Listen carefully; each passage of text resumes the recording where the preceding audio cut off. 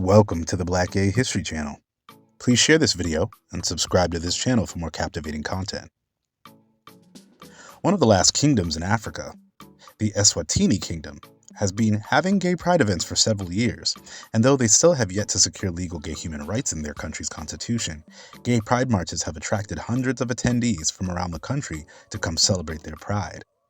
The Kingdom of Eswatini, formerly called Swaziland, like most British Commonwealth countries, only had these anti-gay buggery laws since the days of European colonialism in the 1900s, when the British had pseudo-control over most southern African territories, but allowed kings to have political sway in certain legal and cultural affairs. Interestingly enough, the King of Eswatini appoints the Prime Minister and legislators as legal counsel, and is relatively more active in politics than many of the royals in Europe. The Kingdom of Eswatini had its first pride in 2018 with roughly 500 people in Mbabane, the capital city of Swaziland. The colorful parades proceeded with no drama, and many of the attendees left feeling courageous and hopeful for change in their country. South African countries, including Eswatini, notoriously have high HIV infection rates, and though South Africa and Eswatini are seen as more liberal for gay rights, most Black LGBTQ Southern Africans still experience discrimination in their families and communities.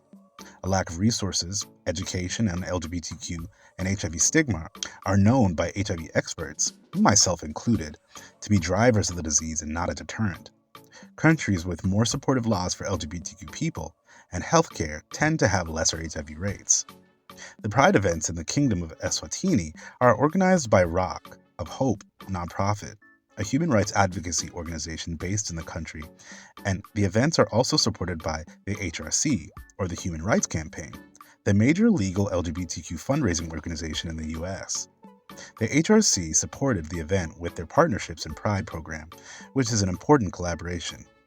The Western countries and their descendants enforced the buggery laws in these countries over 100 years ago, so they should definitely be funding education to create tolerance in these countries after all these years. Laws against sexual intimacy between men have been in the country's Roman Dutch common law since 1907, though they have not been legally enforced in recent years. Workplace and housing discrimination in Eswatini families is still common, which is why events like Pride in the country are so important. It's imperative that LGBTQ people become more visible so that community members realize they are not alone and that there are resources available for support.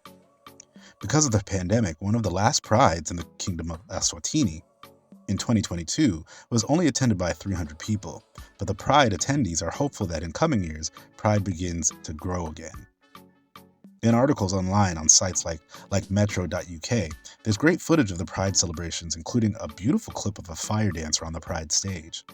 Considering that so few countries on the African continent have public Pride events, this is a massive win for African LGBTQ rights, and I look forward to seeing how the event expands in the future.